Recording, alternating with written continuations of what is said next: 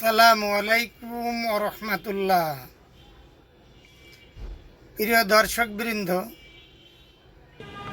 আপনারা অবগত আছেন যে আগামী 9ই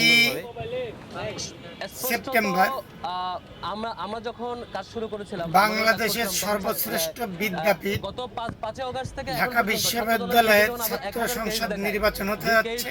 অন্তর্দ্বন্দ্ব, কুন্দল, মারামারি, সংঘাত, এক অপরকে হত্যা, এতে ঐক্যবদ্ধ শিক্ষার্থী জোট পাবলিকলি মিডিয়াতে দেখি তখন এর প্যানেলে কোনো কেস পায় না, এই ধরনের অভিযোগ সামনে নিয়ে আসে। আমরা তখন বলেছিলাম স্পষ্টত জিএস পদে লড়ছেন হচ্ছে আমাদের বারবার এস এম ফরহাদ। আপনার কাছে যদি লিগ্যাল টিম না থাকে আমার কাছ থেকে নিয়ে যান। যিনি হচ্ছে যার ব্যাপারে অভিযোগ দিচ্ছেন শিবিরের তার ব্যাপারে এখন গিয়ে দাবি শাখার সভাপতি। টিম না থাকলে, আইনি সাপোর্ট দেওয়ার মতো টিম না থাকলে আমার কাছ থেকে নিয়ে যান, তার বিরুদ্ধে ব্যবস্থা নেন। এর বিরুদ্ধে একটা রিট করেছে, এটা অভিযোগ বানোয়াট অভিযোগ বলে লাভ নেই। রিট করেছে হচ্ছে সত্যিকারের অভিযোগ হয় আপনি ব্যবস্থা নেন, আমরা আইনি সহযোগিতা, সার্বিক সহযোগিতা আমরা করব। অপরাজেয় আর যদি এমন হয় 71 যে হচ্ছে শিবির অদম্য কারো হাতে 24 থাকলে সে শিবির হয়ে যায়। কালকে দেখলাম আবিদ বেনে কথা শিবির হয়ে এই গেছে। নামে একটা বাম সংগঠনের নেত্রী, তিনি সবাইকে ডায়েরি গিফট করি আর কি। এইটার হচ্ছে মুক্তিযুদ্ধ গণতান্ত্রিক আন্দোলনের যে নির্বাচন করছে সেইটার সম্পাদিকা। মন খারাপ করবে, এক অপরকে শিবির বানাবে ট্যাগিং দিয়ে নিজেদের দলের মধ্যে। আর উনি যে রিট করেছে সেটা করেছে অন্য আর একটা প্যানেলের জিএচ পদালার বিরুদ্ধে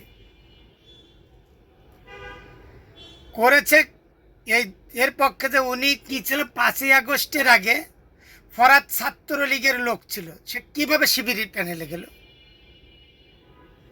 আমি বলছি ওদের অপরিপক্কতা হচ্ছে একটা, যে এটা শিবিরের প্যানেল নয়, এটা হচ্ছে ঐক্যবদ্ধ শিক্ষার্থী জোট।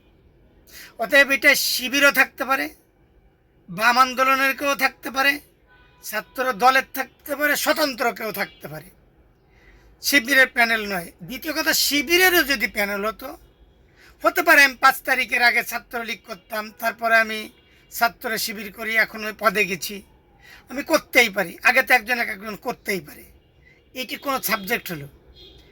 আমার কাছে যেটুকু মনে হচ্ছে এই বিচারটা হবে কাছে বিচারপতি হাবিবুর গনির চেম্বারে রিটটা করা হয়েছে। আর এর পক্ষে লড়বে কে? পক্ষে লড়বে হলেন ব্যারিস্টার জ্যোতির্ময় বড়ুয়া, যিনি হলেন সাবেক ইউনিয়নের নেতা। আর ডিফেন্সিভ লড়বে হচ্ছে অ্যাডভোকেট শিশির মনির।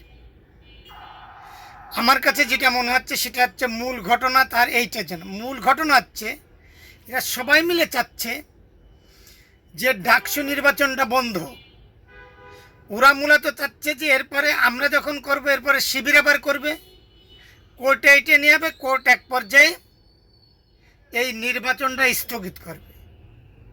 আমি শিবিরদেরকে বলবো যে আরও সতর্ক হতে হবে, এদের পাতানো ফাঁদে পা দিয়ে দেবে না। মনে করতে হবে যেটা করে সেটা আল্লাহর তরফ থেকে, আল্লাহ ভালোর জন্য করে। এতে সুবিধা হবে কি, আরও প্রচারটা বেশি হচ্ছে এবং বুঝতে তারা আসলে সমস্যায় পড়েছে, এই জন্য উঠে পড়ে লাগছে। জয় ইনশাল্লাহ ইসলামের হবে। তারা চায় আল্লাহর নূরকে ফুৎকারে লিভিয়ে দিতে, আল্লাহ তার নূরকে প্রজ্বলিত করবেই। অতএব শিবিরদের আরও সাবধান হতে হবে। আসসালামু আলাইকুম ওয়া রাহমাতুল্লাহ।